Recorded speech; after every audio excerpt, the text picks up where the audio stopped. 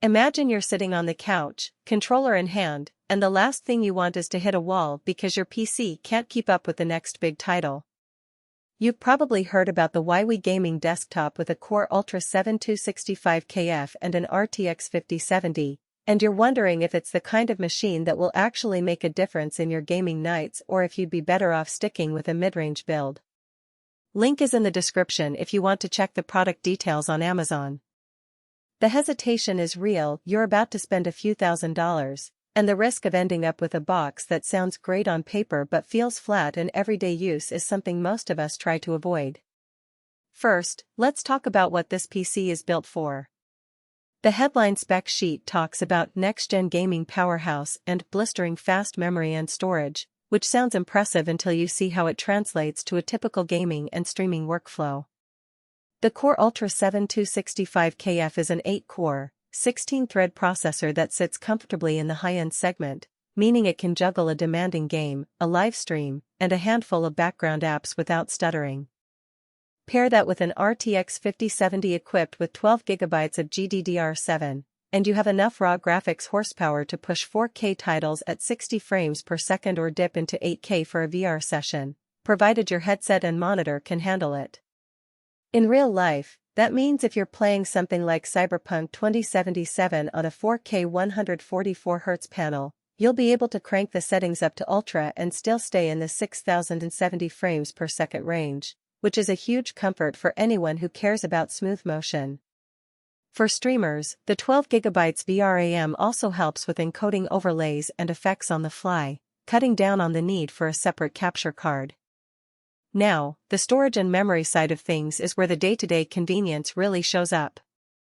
A 1TB NVMe SSD on the PCIe 3.0 interface gives you lightning-quick load times, so you won't be waiting minutes for a new map to appear. In my own testing, a fresh install of a large open-world title loaded the first level in under 10 seconds, and subsequent level transitions were almost instantaneous.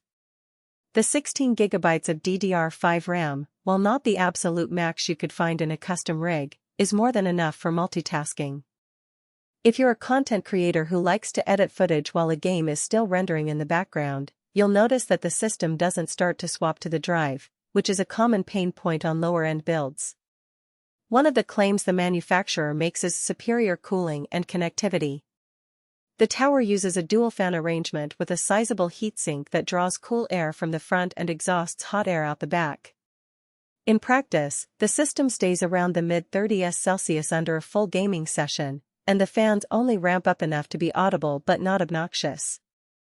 The downside is the chassis itself. It's a full tower design that takes up a fair amount of desk real estate, and the front panel's mesh can collect dust if you don't keep the environment clean.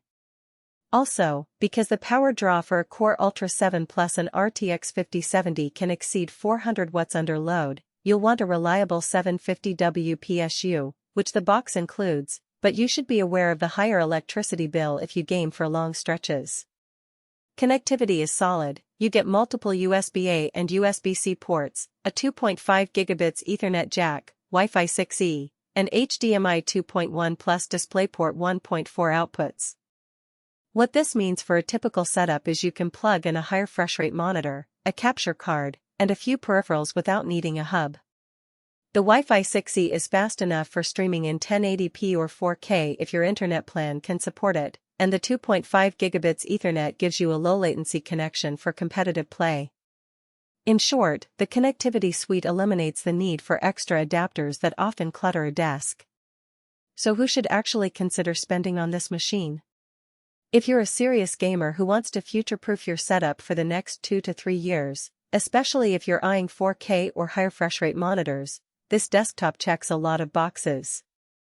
It also makes sense for streamers who need that extra GPU headroom to run OBS, apply real-time filters, and keep the game at high settings without sacrificing frame rates. Content creators who edit 4K footage and occasionally dabble in 3D rendering will appreciate the combination of CPU cores and fast storage, making render times noticeably shorter than on a mid-range rig. On the flip side, if you're primarily playing esports titles at 1080p, or you're on a tighter budget, you might be overpaying for capabilities you won't fully utilize. The RTX 5070 is a powerful card, but many competitive games don't need that level of VRAM or ray tracing performance, so a more modest GPU could save you a few $100s. Also, if you don't plan to stream or do heavy content creation, the extra CPU cores may feel like an unnecessary expense. Finally, the tower size can be a